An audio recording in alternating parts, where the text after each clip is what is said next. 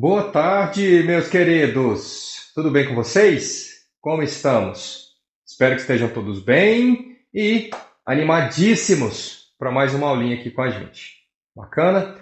Espero que a parte algébrica esteja cada vez mais tranquila, que a gente esteja aprendendo cada vez mais.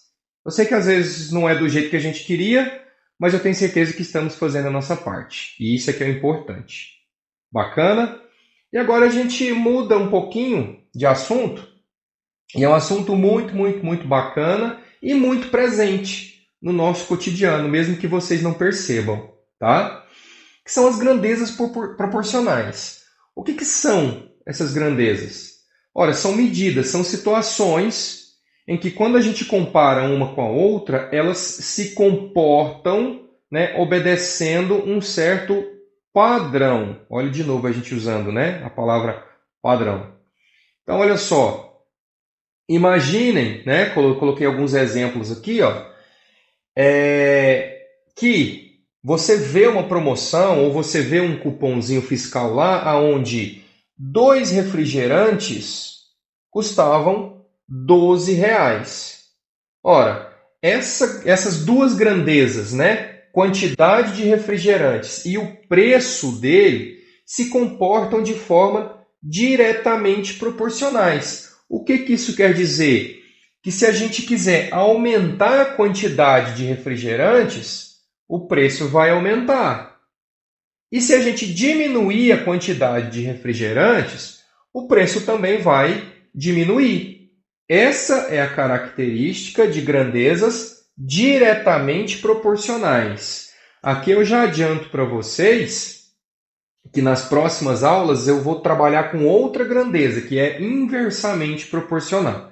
Mas vamos entender essa aqui primeiro. Observe aqui, né? Além de eu perceber que se eu aumento aqui, aqui também aumenta, elas vão aumentar de forma proporcional. Não é assim muito bagunçado, não. Perceba o seguinte, se eu sair de 2 refrigerantes para chegar em 6, eu tive que multiplicar por 3, não foi? Eu tripliquei a quantidade de refrigerantes. Se eu tripliquei a quantidade de refrigerantes, o que vocês acham que vão acontecer aqui com o preço? Eu também vou ter que triplicar. Então, eu vou ter que fazer 12 vezes 3. Ou seja, os 6 refrigerantes vão custar R$ 36. Agora, eu posso também diminuir isso, né?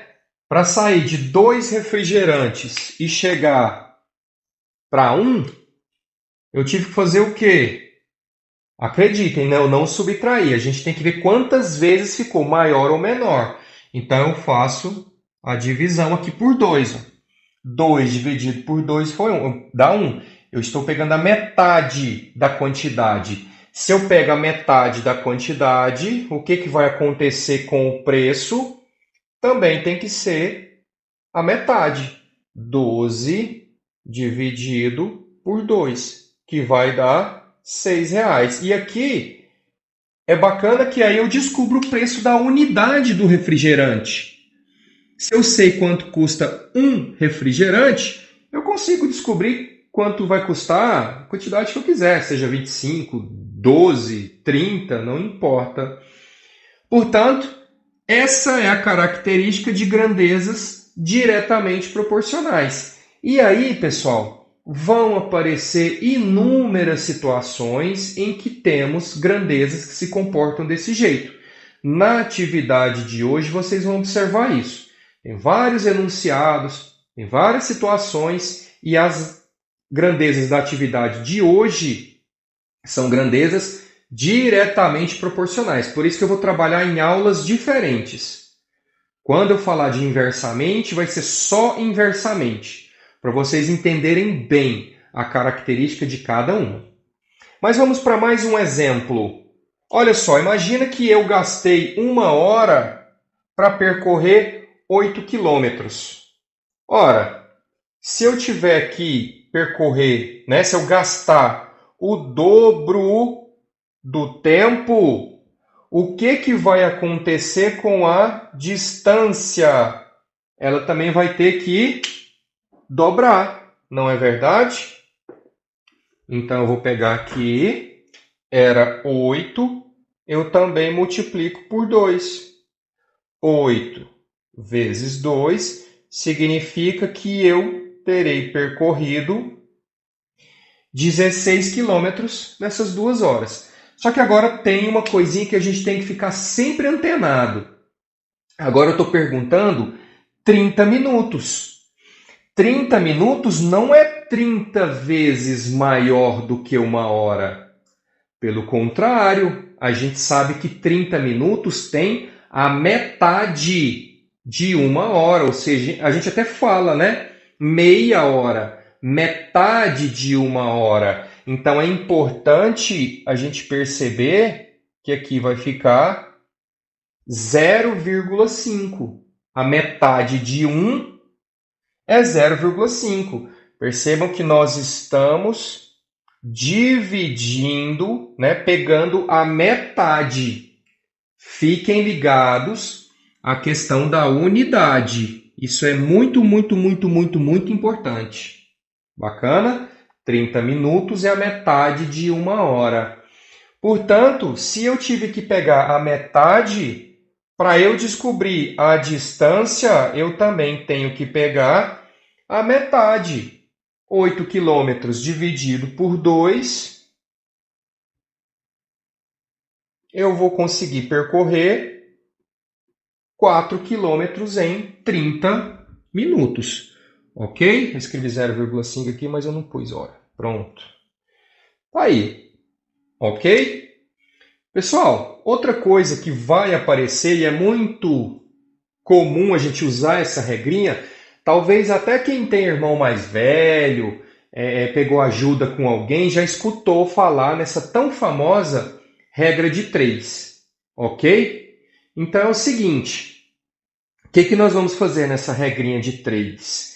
Algo parecido, tá? Mas olha só, para fazer 8 pães, o padeiro utiliza 1.900 gramas de farinha. Quanto ele gasta para fazer 5 pães? Ora, fiz a mesma regrinha lá. Ó. 8 vai gastar 1.900, 5 vai gastar quanto? O problema é que de 8 para 5 não deu para a gente enxergar quantas vezes. Então não é tão simples assim. Na regrinha de 3, a gente resolve qualquer situação. Como? Escrevo lá a quantidade de pães, quantidade de farinha, que são as grandezas que estão no meu exercício. 8 pães fazem 1.900. 5 vai fazer quantas? Olha a álgebra aparecendo. Se eu não sei quanto, eu represento por uma letra. E aqui a gente faz a mágica acontecer. Essa regrinha de 3 tão famosa, outra coisa, né? É importante eu destacar que estamos falando de grandezas diretamente proporcionais. Aqui, se eu aumento a quantidade de pães, eu aumento a quantidade de farinha. Se eu diminuo a quantidade de pães, eu diminuo a quantidade de farinha. Isso é importante enxergar, porque são grandezas diretamente proporcionais. Então, eu posso multiplicar esse número por esse, que vai ficar 8 vezes x, igual... Agora eu vou multiplicar, deixa eu mudar a cor aqui para ficar bem diferente.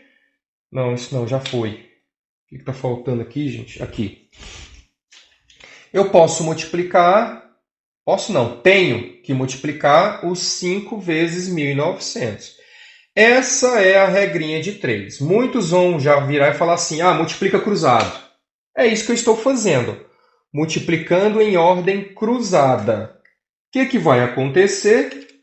Aqui permanece 8x, né? 8 vezes x, e de cá vai ficar 5 vezes 1.900, que dá 9.500, lembrei.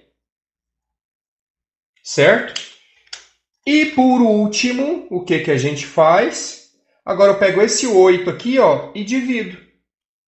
Então eu vou pegar esse x aqui, já vou escrever de azul agora.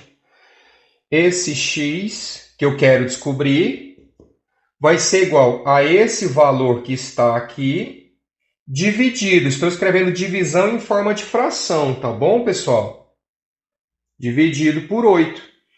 Quando vocês fizerem essa divisão aí, vocês vão ver que ela dá 1187,5. Ou seja, para fazer os 5 pães, eu vou gastar menos farinha. Quanto que eu vou gastar de farinha? 1187 gramas de farinha. Ok? Entendido? Então, temos as duas formas. Essa aqui funciona bacana quando eu sei exatamente, né, quantas vezes ficou maior ou menor. E aqui, quando não descobrir de forma precisa quantas vezes, a gente usa a regra de 3. Talvez algum aluno já pode ter percebido o seguinte: professor, eu descubro quanto que custa, né? Olha, quanto que eu gasto para um pão. Pode ser. Eu posso fazer desse jeito, igual eu fiz aqui, ó. Eu consigo divido por 8 primeiro, e aí eu descubro quanto que eu gasto para um pão. Depois eu multiplico por 5. Também vai dar certo. Vamos fazer? Aproveita que eu não sei o tempo do vídeo, mas acho que dá tempo. Então, se a gente pegar, né, para descobrir para um pão, nós vamos pegar o 1.900 e dividir por 8. 1.900 dividido por 8. Cadê aqui? 1.900 dividido por 8. Dá 237,50. Certo? Então, isso aqui, ó, é quanto que a gente vai gastar para fazer um pão. Ok? Se eu quero descobrir, para calcular, né, para fazer 5, eu vou pegar 5 e multiplicar por 237,50, que tem que dar o mesmo resultado. Vai ficar 1.187,50 gramas. Entendido? Então, não é que tudo tem que ser por regra de 3. É que a regra de 3 já dá um esqueminha para a gente bem prático. Mas a gente pode encarar dessa forma também. Bacana? Então, acho que agora vocês estão preparados para fazer a atividade de hoje. Ok? Espero que consigam ir bem. Um beijo grande e até a próxima. Fui!